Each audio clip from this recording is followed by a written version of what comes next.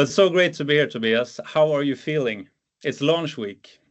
I'm very excited, very excited. It feels special, it feels stressful, and it feels very exciting. I can only concur. Tobias, anyone who knows you quickly realizes that you are deeply passionate about healthy organizational cultures. What's behind that passion?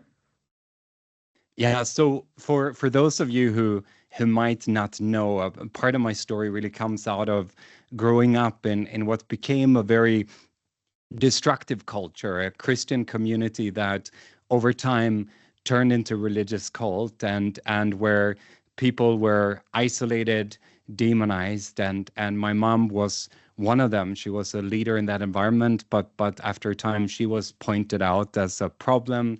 She became isolated, demonized, and ultimately she tried several times to end her own life to escape the terror and the trauma of this environment. And I grew up in that community. I learned to revere this founder of this organization. I became a leader in that organization, and I became complicit in that very toxic culture. And I've had to really wrestle with the questions of, and I think questions that are very relevant to our conversation today, like how could an organization that had seemed driven by a noble mission turn into something so toxic? And how could I, who saw myself as an ethical and values-driven person and leader, become complicit in psychological abuse? And what I've seen, I think, over time is that even though my story is extreme, and thankfully that's not the reality of most people listening in on this conversation or most companies and organizations, I think we can all see that there is this epidemic of unhealthy culture in the workplace today. And it manifests in so many different ways, whether that is through unethical behavior compliance risks, or it is through division, or it is through toxic behavior, or so many different things that hinder the organization from really delivering on its mission and hindering people from thriving in that environment, and of course also ultimately making the impact of the organization to become something that is actually negative in so many ways. So that's really much where my passion comes from, and really a big driver behind also writing this book. Wow, yeah. I've heard your story many times, Tobias, but it still touches me every time, and I think it's I can really understand that it's became a life mission to work with these questions for you. Just to move forward, there are countless books on culture and leadership out there. But you've dedicated thousands of hours over the past 7 years writing this book. What motivated you to write the book, and why do you think that is important? Yeah, so I think what motivated me, of course, is part of the story that I shared, but also just seeing and talking to so many leaders and HR and ethics and compliance leaders who really struggle to see. So, okay, we see these things that we need to change in our culture, but then what do we do, and how can we make that change happen? And in case of an HR ethics and compliance leader, how do I get the leaders, the executives, the managers in my organization to take ownership and to see their role and to see how they can and should contribute? And even though, of course, as you said, there are many great books on these topics out in the market, but what I felt that I could contribute to the conversation is from my experience of and being very vulnerable and open about my experience. And I think showing in doing that, showing that we're all facing these issues, and that it's very easy to just assume that, oh, I'm a values-driven leader, we have a great culture, but that assumption can become really dangerous.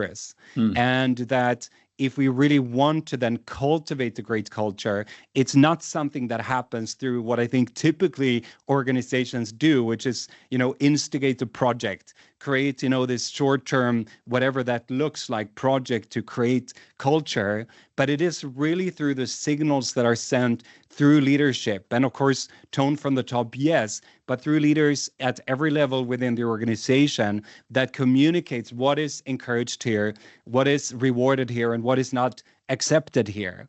And changing those those signals really comes down to changing the habits of leaders, and that's really become the focal point of this book, to both give a very raw raw book, but also something that becomes very actionable and practical. Yeah, thank you for that. Who do you think will benefit the most from this book? I mean, this book is really written for leaders, and I think leaders at every level. I think perhaps in a larger organization, multinational environment, perhaps maybe that's even there's nuances that are even more helpful there. But I think it's helpful for leaders at every level. And I've been contacted by many ethics and compliance and HR leaders who also say that, oh, this is a perfect book to put in the hand of the managers and leaders in my organization. So that's something that I really see as well, that it's a practical, actionable guidebook. It takes the reader over a 1-year journey to really take hold of these practices and habits and integrate them into their leadership. Of course, you can read it in 4 hours instead, but I really have outlined this journey for readers to take to make it as impactful as possible. The book has already been ordered by leaders in over 80 countries. What do you hope readers will take away from it, and what change do you hope that it will lead to? So, I mean, writing this book over 7 years, and I know we have several authors here that we're soon going to get to, like Alison and Rob Chesnut and so on, who've written fantastic books. And I think they know how much work it really takes. And I've had many points along this journey, and I was reflecting on that today, the day before launch, of wanting to give up, being just like, I'm done with this. But I think what kept me going was just this feeling that I want to speak to these leaders who are really facing the pain. And just last week, I was speaking to several of those leaders who were really facing the pain, facing the challenges, and needing to see change where it really, really mattered. And my really heart and hope behind this book is that they will pick it up and they will read it, and it will become hope. That it will become hope, but it will also become somewhat of a roadmap and a practical help for them to move forward from a voice that is not judging them, but instead seeing their challenges with compassion and offering a way forward. Amazing. But with that said, Tobias, thank you so much for that talk, and I'm going to hand it over to you actually, and to introduce the panel. Thank you so much, Andreas. And as we've alluded to, we have an amazing panel with us here today, and I think we're getting a really great gift of actually hearing them in a conversation about these topics that I think are so important to all of us here. And we're recording this, and this is also going to go out in our podcast and in different venues. And I think it will be a very special conversation. So in this conversation today, we have Alison Taylor, who's a clinical professor at NYU Stern School of Business, and she is the author of Higher Ground, which was launched earlier this year, How Business Can Do the Right Thing in a Turbulent World. Alison has been an incredible encouragement to me, and she was one of the first podcast guests on our podcast, and she connected me with so many great academics, thought leaders, experts. And I've been just so grateful for her generosity, and I'm so glad that she's with us here today. And then we have Rob Chesnut with us, who was the former general counsel and chief ethics officer at Airbnb, and the author of Intentional Integrity, How Smart Companies Can Lead an Ethical Revolution. Great book. And Rob has also been a great inspiration to me. I've had the privilege of where we've had done some interviews together before and some work on a leadership program. And he has just a fantastic perspective on how to really make values real in an organization. And then lastly, we have Ellen Hunt with us, who's an ethics and compliance expert and adjunct professor at Fordham Law and Loyola University. Ellen and I, we haven't had that much contact, but in the contact we've had, I've just experienced her as this incredibly wise person with this incredible extensive experience when it comes to building ethical culture. And I felt like we clicked from the first second and thought very, very much the same way. So I'm so grateful to have all of you here. And I was thinking, before I jump into the conversations, we want to do it in a way where we give them really the opportunity to talk with each other. So not that we just have, 3 monologues, but instead really give them the opportunity, if they want to do so, to build on each other's ideas and arguments, or question each other, which was also be great if we get some of that friction here today. But first, before we jump into that, I just wanted to throw out a question that was not in the manuscript, and just ask if all 3 of you wanted to just ask that or answer that very, very shortly. Why do you think that cultural health matters? And if you don't, please say so. So whoever wants to start can start. Well, I think it's absolutely key to strategy. It's key to living in a world we all want to live in, right? Be part of. It's part of, us having a purpose and a mission, a reason for being here. Thank you, Ellen. Thank you.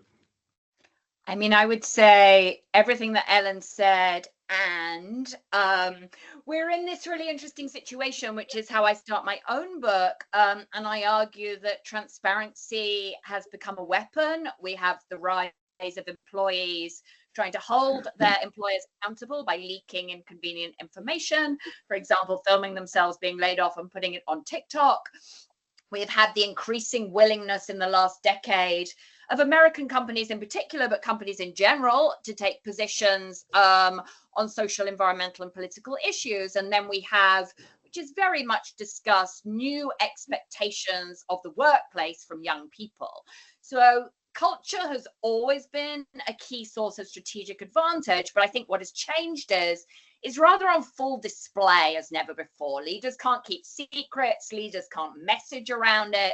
We're kind of really all seeing it. Think about the acquisition of Twitter. We got a kind of blow-by-blow account of everything that was going on.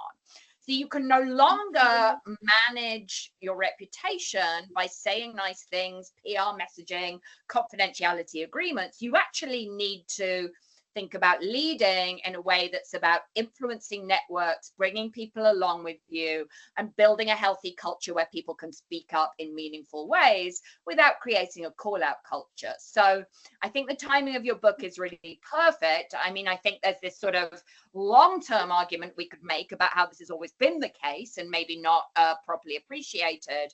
But given changes in the last few years, I think culture is front and center as never before. Thank you, Alison. Rob. Well, it's about making your business more successful. I mean, I'll speak to the capitalist in the audience. It's the right thing to do. Beyond that, though, I think that companies that focus on culture are actually going to be more financially successful in the long run. And it's, Tobias, we live in a world where it's all about numbers. And too often, I think, entrepreneurs and business leaders focus just on things that are in a spreadsheet. But I like the quote from, I think it's been attributed to Albert Einstein, that not everything that counts can be counted. And culture is, I think, a critical foundation for the long-term success of a business. But too often it gets overlooked because it's not something that's easily put on a spreadsheet. Look at Airbnb, Brian's number one, he said the best piece of advice he ever got was don't screw up the culture. And we put a lot of intentional emphasis on that. And so, I think the best reason to focus on culture is that I think the success of your business depends on it. Yeah, thank you. And I think this highlights so incredibly well why it is so valuable with your 3 different perspectives here. And I think really to connect to something you were saying there, Rob. So in You Can Culture, I explore the dangers of assuming that one's culture is healthy, or blaming bad apples, or treating culture as a project. And I know all of you have written or worked on these topics. And of course, as you said, like, don't screw up culture. but yet it is something we see so often happening. And I think as well that many companies are really slow to acknowledge that there are issues and kind of staying, and I've seen that time and time again, kind of blind and paralyzed and not dealing with things that if they would have been dealt with earlier would have been so much easier to deal with, and it wouldn't have had those incredible ramifications, either financially for the business, for its trust among employees, investors, clients, and so on, or for the people involved. So why do you think that is? Why are we so slow to acknowledge it and deal with these issues? What is it that keeps us blind? So anyone jump in, and anyone else, you don't have to answer every question. Just feel if you want to add or challenge something. I think everybody thinks they're a great leader. I think we all tend to give ourselves the benefit of that. We all think we're a great leader. And if you think you're a great leader, then you're probably more prone to not thinking about the issue.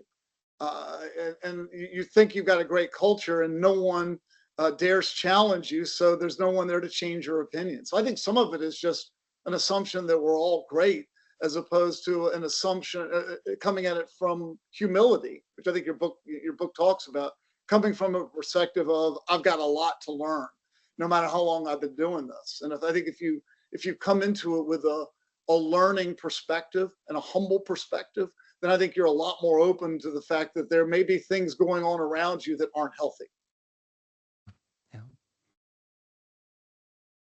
And I think also that I'm a great leader creates a culture of, failure's not an option, or it's not my fault, right? And so you put those blinders on, ethical and otherwise, where you have this picture of it's a perfect world and you rationalize that it's okay. I also just think that we don't really give people the tools that they need to deal with how do you cultivate culture? How do you become humble and respectful and think about culture, right? We train people, we give them MBAs, but we don't give anybody a master's degree in culture, right? And there's often in organizations this kind of, well, does it belong to HR? Does it belong to ethics and compliance? Does it belong? Where does it belong? And what is it? But I think it is like any other relationship. You have to intentionally, continually build it, or it will atrophy and decline.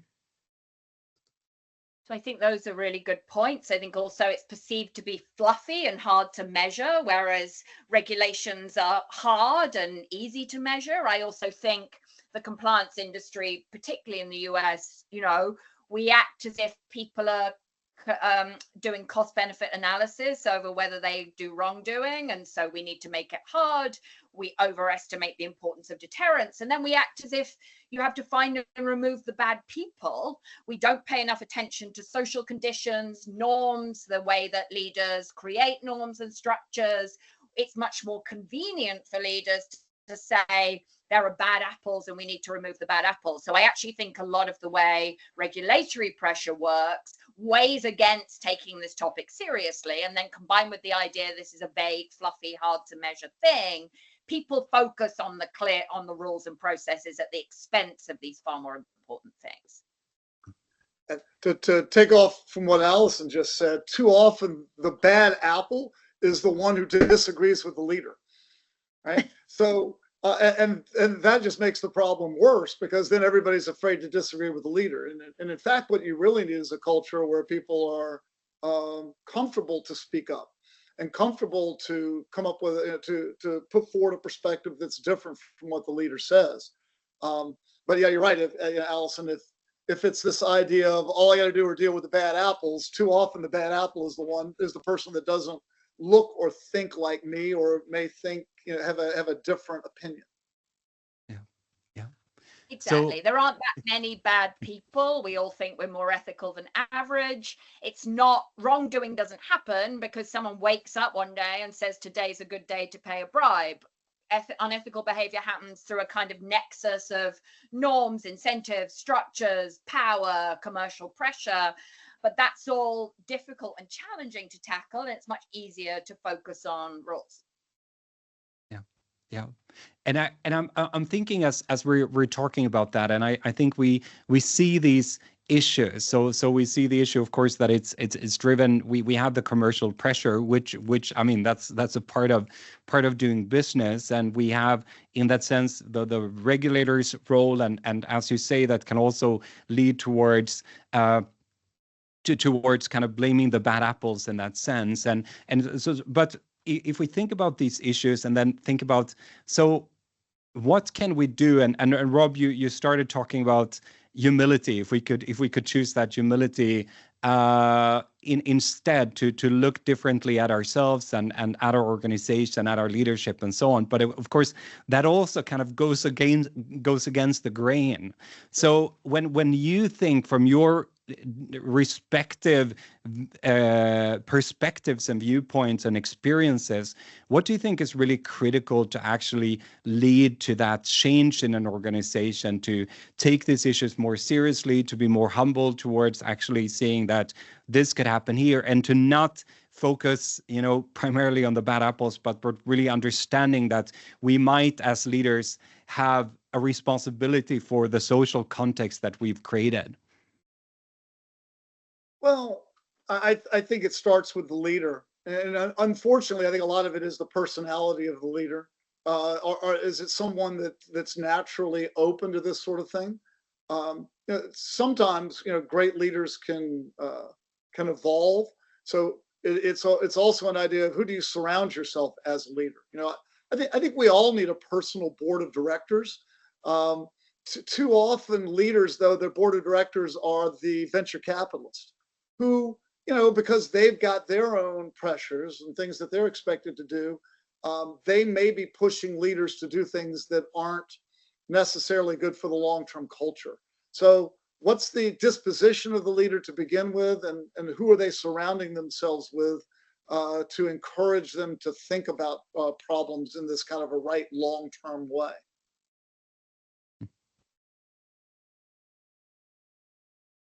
I also think that, we all do what we perceive to be in our self-best interest. And when we look at misconduct in organizations, we often focus too much on the individual rather than on the context and the organization itself. I have never encountered a situation of misconduct where somebody didn't get something out of it, whether it was money, power, status, promotion, attention, or whatever it is. And we don't spend enough time incentivizing the right kind of behavior. And we spend a lot of time disciplining the wrong behavior without really thinking about, well, what's the root cause? Is it the way that we've set up our sales commissions? Is it the way that we reward people with bonuses? Is it the way that we do our performance reviews? I think there's a lot that organizations can do to nudge and motivate and move people to the right kind of behavior if they pay attention to what's causing the bad behavior.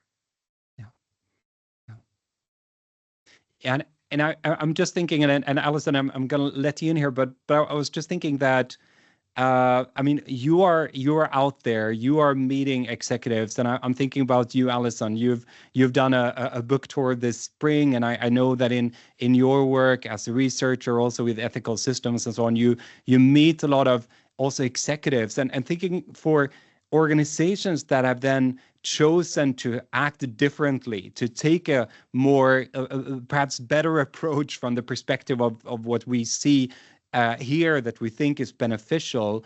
What do you think is different there? What is it that they're doing, or perhaps what is it that have made them change their minds? I mean, a really good question. I think it picks up on something Rob said earlier. When was the last time you heard a CEO say, I don't know, let's do some research? I'm kind of amazed to see all these CEOs saying, we're going to go back to the office 5 days a week because I feel like it, or I feel like living in LA, so you can all come in 3 days a week. Like, we're still not, we still feel apparently that a leader needs to project this kind of top-down certainty, even though all anyone talks about is how uncertain the world is and how no one knows what's going to happen in the short term, let alone the long term. So That's the kind of bad news. I think we're still looking for these authority figures with a lot of certainty to solve our problems that are not solvable this way. That said, there's really, really interesting evidence that CEO job descriptions have changed over the past 15 years. We're looking for more inclusivity. We're looking for more curiosity. We're looking for more humility in these job descriptions. And you're starting to see, I think, a new generation of leaders emerge that do take these approaches. They think we're about influencing diffuse networks. You've got to bring the employee population along with you. You can't just bark orders from the top anymore. This is all about whether you can kind of influence a diffuse network of young people that are way less conformist than future generations and that care a lot more about these issues. So I could tell you a good news story or a bad news story. I think we still see a lot of big egos out there, but I think the tectonic plates are shifting underneath. And I think as the generational shifts start to take hold, I do think we'll see a new approach to leadership emerge. Yeah. I think we have this world where leaders think that they have to have all the answers. And it's a world where the most important thing is the CEO. Therefore, the CEO is going to get a huge pay package compared to everyone else because they're the ones that are driving the value. And they walk in feeling like they have to have all the answers. And I think the reality is a lot closer to the world that Alison's describing. And that is the CEO is the one who, not the one who has to have the answers. The CEO is the one that has to create the environment where a lot of intelligent people on the team are motivated by the mission and they will come up with the answers. And the CEO is enabling it. But that is a real shift in the thinking of how we hire CEOs and what we look for and what we are expecting from CEOs. Yeah. So, and then I think sorry, go on. The work of Rob and Ellen as well, you know, there's something we haven't got to yet that maybe you're going to next. Thinking about integrity not as a box checking set of rules, but a source of strategic advantage is the thinking that I think all of us share on this call. But, you know, Rob's book obviously articulates this based on real practical experience. And then I've spent enough time with Ellen to know how strategically she thinks about these questions. And I think that's a great, I mean, let Ellen and Rob jump in on that as well. I think that's a really important point. Well, I think to the point of the Titanic plates shifting, I think that the concept of management and managing employees is dying a slow death. And I happen to think that's a good thing. But I think we have to really begin to realize that people can and will do their work. They don't need somebody looking over them, and they don't necessarily need somebody to tell them the rules all the time. What they need is a leader like Rob and Alison are describing, somebody who will help them make the decision, see the strategic imperatives, the consequences of one decision versus the other, somebody who acts as an advisor and a counselor, not somebody who acts like a boss. And I think those things will have positive effects, but I think you're gonna see organizations with different styles. I personally hope that the hero CEO, the CEO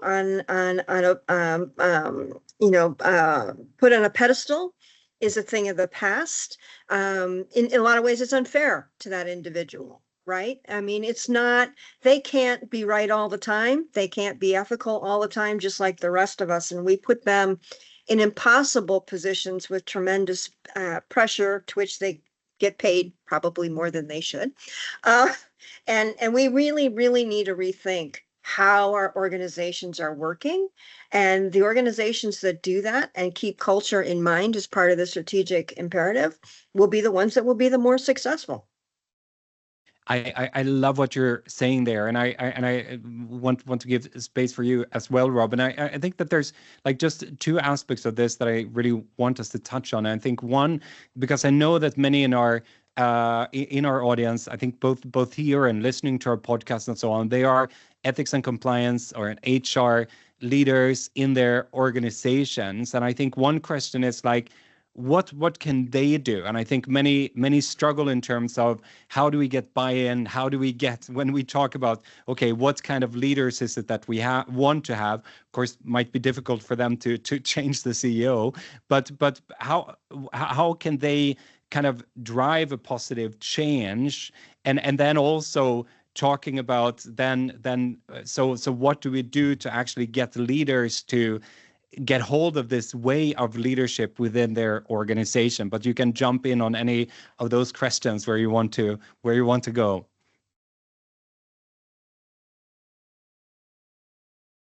I don't know, I'll start.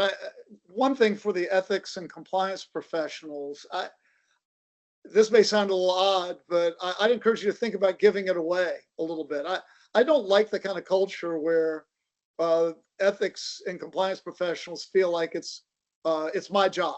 I own this area. I think we had a lot of success at Airbnb with this idea of it's everybody's job, and we need to get everybody involved in this. It ought to be a part of all job descriptions. And we're enablers and cheerleaders in this regard. But boy, I want people in marketing and customer support and finance. I want folks in that organization thinking about ethics and compliance as well. And I can't be in every meeting. So this is something we've got to give away a little bit and drive throughout all parts of the company, not feel like it's going to be something that we tightly hold on to and own. And I think that's the same for culture, right? And sometimes you have organizations stuck on, well, who owns culture? Does HR own it? Does ethics and compliance own it? Who owns it? And the fact of the matter is, if you really want a healthy culture, everyone owns it. And if you want a robust ethics and compliance program, everyone owns it, right? It's part of what people do because they act in alignment with the values to achieve the mission of the organization. So sometimes people ask me, what do you mean by giving it away? I'll give you one quick example, and that is the idea that we created the idea of an ethics advisor in every part of Airbnb. So customer support had 3 or 4 of them. Finance had one. Marketing had one. And these are people that just got a 2-day training program and then went back to their day job. But everybody in their organization knew that this is an ethics advisor. So this is someone in my own organization who's a resource for me. So if I've got a question about something doesn't seem right, the idea of a hotline is a little intimidating. People don't want to be a whistleblower, and nobody wants to go to legal. And I say that with a heavy heart as a lawyer. But you know what? They'll go to their friend who's right down the hallway or in a cube next to them, and they'll raise it. We found that after we started the ethics advisor program, you could go to the hotline, you could go to HR, you could go to legal, or you could go to your ethics advisor. Guess which one people went to the most? By a factor of about 5. They went to their ethics advisors, somebody they knew that was right there. And the ethics advisor had a bit of pride. This is something that people felt as though, hey, look, I've got a responsibility. And therefore, I feel like I'm part of this, and they got some ownership. So spreading it out a little bit is great. Now, spreading it out also has some challenges, but it worked very well in our organization. And I know Alison's not a fan of it, but right. It worked for us and our culture very effectively.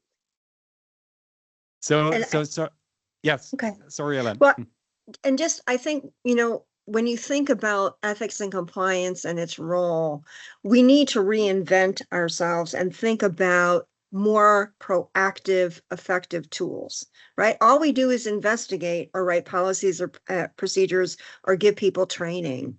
We really should be helping with resolution of conflict and thinking about how do we resolve some of these issues in ways that don't result in somebody either not getting their bonus or getting promoted or getting fired, right? We need better tools in our toolbox, because I think whether we're using ethics advisors within the field or it's the corporate department or wherever it is, to help people really resolve their issues instead of just reading the law or the policies to them. So I think that's another area where we as a profession can really up our game.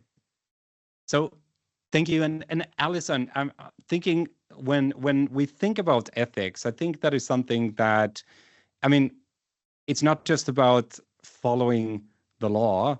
I mean, it is about, I mean, things can be lawful and still awful. So it is something that and of course my idea in the book is that this is something you need to practice. It is actually the practice of habits and practices of asking questions, of soliciting the feedback, of having tough conversations about dilemmas you're facing and so on.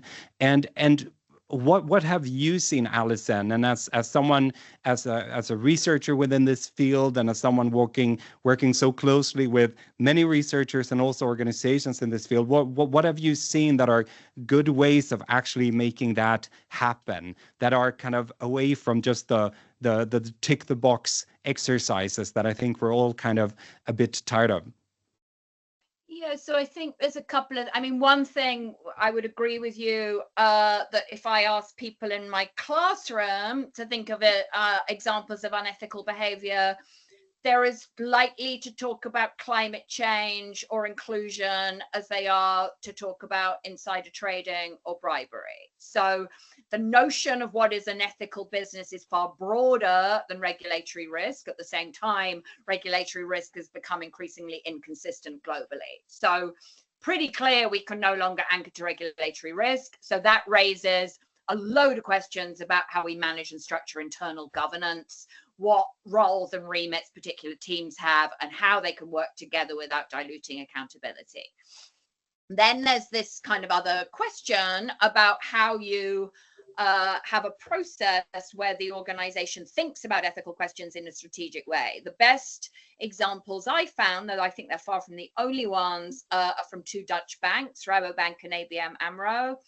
Rabobank has an ethics committee. It has young employees on that ethics committee, and it thinks about strategic questions. Do we invest in GMOs? Do we invest in casinos? What do we do about AI? I'm also on a number of these boards myself, where it is not just the imposition of rules, it is not just a focus on what we can get away with, but thinking about, does this opportunity, does this investment fit within the remit and the priorities of the bank? And so to discuss that with a process and with a wider group of employees involved, not to say this is perfect, but I think that is part of what we need to see happening. We can also think, though I'm not so sure this is such a robust example anymore, but a company like Salesforce will think about the social impact of its new products and kind of test that and do a multi-stakeholder analysis before rolling them out. It's not, again, what is the commercial argument here? There is also some measurement of human rights impacts. And by the way, for all its flaws, there's quite a lot going on, I think, in the tech sector in that area. So there are certainly really uncomfortable and awkward questions. What are we doing in the policy environment? How do we align with sustainability commitments? How are we working with HR on incentive design? That I think are really emerging debates. But I think you do want to have a format and a mechanism that both encourages employees to think about principles rather than memorizing rules, and that in some way provides a forum or remit or function where these questions are being considered properly beyond the regulatory risk and beyond the kind of search reputational upside. So helpful perspectives, all of these. And I'm thinking about, I was reading the other day, I think the name of the company, Brandy Melville, is, could that be correct? A clothing company. So reading about, and of course it's always, you're reading a newspaper article, so you don't know exactly the facts there, but they were talking about some real issues at the company. What I think is so interesting is this, that actually you see it's the unethical sales practices, and you see it's the toxic workplace culture, and it is the unsustainable ways of producing their clothes. So these things are, I think, so many times very interconnected. And what I think ultimately, when I talk to leaders, if it feels like it's just a compliance issue, they're not necessarily that interested. But if it feels like it is an issue of who am I as a leader, what legacy do I want to leave, who do I want to become, what is truly important to me, then it feels like it actually is something that engages them in my perspective. So when you look at companies and so on, what are, of course, Alison gave some good examples. Are there other examples or ways where you see companies are doing this in a positive, good, constructive way? Well, I certainly see that the companies that are doing this in the most constructive way can tie their principles and values to their mission, which gives employees a purpose, right? I don't just make yogurt, or I don't just sell screws and bolts at Home Depot, right? I'm doing something more, right, than just selling a product. I'm giving good customer service. I'm helping someone be healthier. I'm helping them finish their home improvement project, whatever it is, right? But ethics and compliance doesn't exist without context, right? It's always an ethical decision, right? You're either going to do or not do something in context of your business. And when you can put the mission and the principles into that context, then the values, I think, are alive and they're real, and people align with their behaviors with them. And that's where I think you have to get. If it's just, like one of the examples in your book where you've hired some consultants, they come in, they do a bunch of focus groups, and we throw some words up on the wall, and it's a poster, and nobody knows what that means in relationship to the business. What does it have to do with what I do every day? Why does it mean that what I do is important and matters? And that's where I think we've got to build some of those connections. I love that, Ellen. Understanding the purpose of your company, your mission, and then making decisions consistent with that. I mean, too often companies, somebody came up with a nice mission statement, but then it gets kind of buried back in the back of the corporate intranet, and other factors are used when you're making decisions. But it's powerful when the purpose of the company is what really drives your day-to-day decision making. And look, I ultimately think stakeholder capitalism, there's a tie here. I generally find that companies that are driven by looking at different stakeholders, I think Tobias used the Mars company example back in the integrity section of the book. But if you're only thinking about money is not a mission of a company. It doesn't motivate employees. It doesn't inspire them to do it. And in fact, I think too often it pushes them in the wrong direction. But when you think about multiple stakeholders, you've got an inspiring purpose and mission. I think that helps create the right kind of culture in a company. Frankly, it creates an environment where you're more likely to make ethical decisions. Yeah. And Alison, thank you. I mean, there's just so many important points here. And Alison, in your book, and I love the way you start your book, where you really look at how so many over these last years, how different we could say wins or of different topics that have been, whether it's Black Lives Matter or it's that have been things that suddenly companies rallied around, and then they were challenged and they were backpedaling and all these things kind of going on. And when you think about, of course, there's so many things for leaders to then think about, so many things to take into account into their decision making. And I understand that you cannot simplify that too much, that some of it has to be complex. But when you, Alison, think about like a question that you think that every leader should kind of have in mind as they make decisions, and connected to what Rob and Ellen have been saying about like having the clarity of mission, what do you think that they should be asking themselves or really basing their decisions on? What is the impact of my business model on human beings? What is the impact of my decision on human beings? Am I treating human beings with dignity and respect? Sounds maybe overly simple, but I think if we anchor there, I would not say that this solves all problems, but I think I would certainly suggest reframing ethics efforts around human dignity and respect, and ultimately human rights frameworks.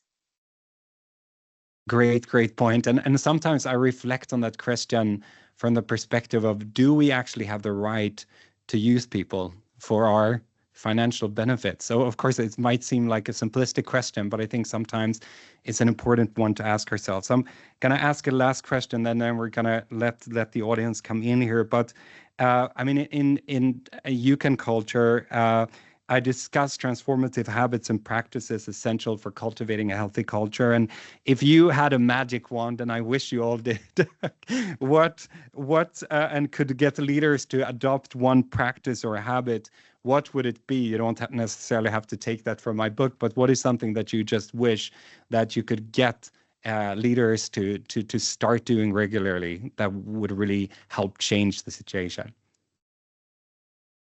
For me, it's taking action, and you address this in the book as well. But I think what we do in organizations is we avoid the uncomfortable conversations, the difficult conversations, because we don't want the perceived conflict or the stress related to that. But I think, and it gets back to kind of my comment about we should have more tools in our toolbox.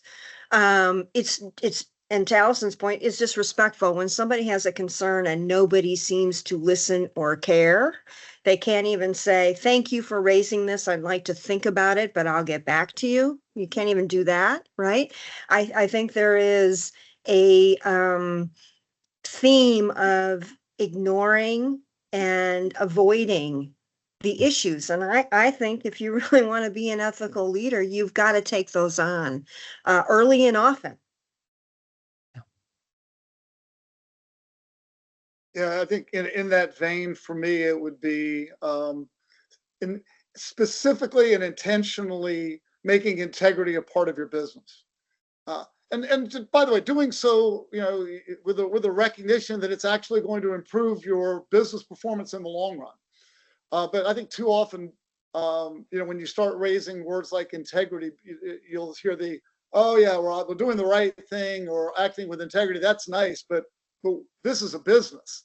And I think my response is, yes, it is. And acting this way, I think, is ultimately going to make your business stronger and better. But you've got to intentionally make it a part of your game plan, what you speak about in the company and how you act. Alison. I mean, I really think a lot of leaders need a lesson in listening. I said this already on the call, but saying, I don't know, what do you think? Focusing on psychological safety, making sure the least powerful person speaks first, not retaliating against people that raise concerns. There's a lot of challenge to this when now I think we have often a group of very loud employees with far too much psychological safety and a load of others that don't feel comfortable. But there is something about how we manage conversation and discourse inside organizations that's pretty broken.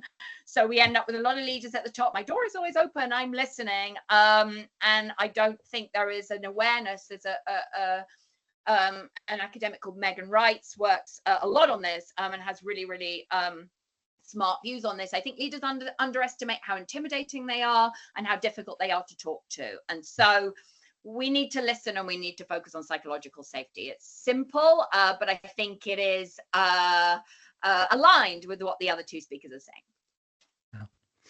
So thank you so much, all of you, and I think all these practices are things that I explore a lot, and also Megan Wrights, who you mentioned there, who's really done fantastic work on this,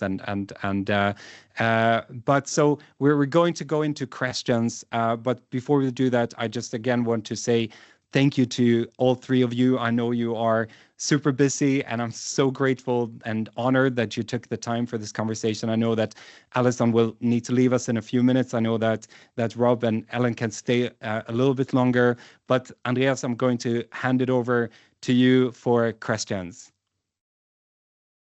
I mean, I'm loving these conversations. I could be sitting here all night, but we're actually running out of time. This is so good. But out of respect of everyone's time, I think we need to end with the questions there. But thank you so much for everyone who participated with questions, and thank you to Ellen and Rob and Tobias for the answers and your input in this webinar. So valuable. We're gonna just do I'm gonna do a short presentation here before we end. And we promised everyone a free gift today. So I'm gonna open a presentation here. I hope you can see my screen. Transforming culture is not a short-term project, as we've heard today, and it requires developing new leadership skills. And while cultivating these habits takes time and effort, the sacrifice, we would say, is well worth it. And to support your growth, we want to invite you to a one-year journey through the transformative habits and practices in UCAN culture. You will also in this journey learn from and gain inspiration from other leaders who are taking this journey alongside with you. And we're going to send this out to you in an email afterwards, and you're going to get all the information in text. But I just want to say some short things about this, and you can read more on the link there on the website. So who is this for? This is mainly for executives, HR, and ethics and compliance leaders in multinational companies and organizations.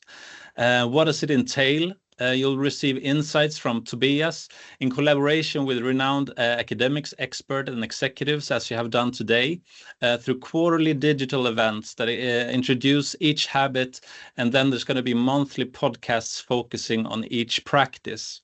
And what does it cost? It costs $100 million per participant. No, it's free of charge. All you need is to have a copy of UCAN Culture, so you can read at your own pace and follow the journey during the year.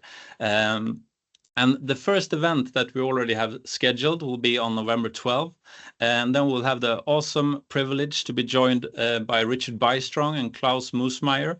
And we will go through the first habit, get humble. So I'm already excited about that. And there's a possibility to join this journey already now on our website, heartmanagement.org/journey. But you'll also get that link in an email after the event. So if you think this is something that would suit you and that you're interested in just getting the support and becoming a part of this community to take this year ahead and really go through these different habits and practices, then please visit the website and join us. And maybe there's some of you who want to take this transformative process to your organization. And then I just want to say something short about as well, that the UCAN Culture Journey is brought to you by Your Culture and Leadership program, which is an impactful company-specific culture change and leadership transformation program that we have developed at Heart Management. And this program will equip your leaders to develop self-awareness, identify their blind spots, and begin to develop leadership habits while driving critical culture change. And in this program, we go through over a time of 12 to 18 months the different habits and focus on one practice per month, as you can see here. And this is also the content of the book, as you've understood.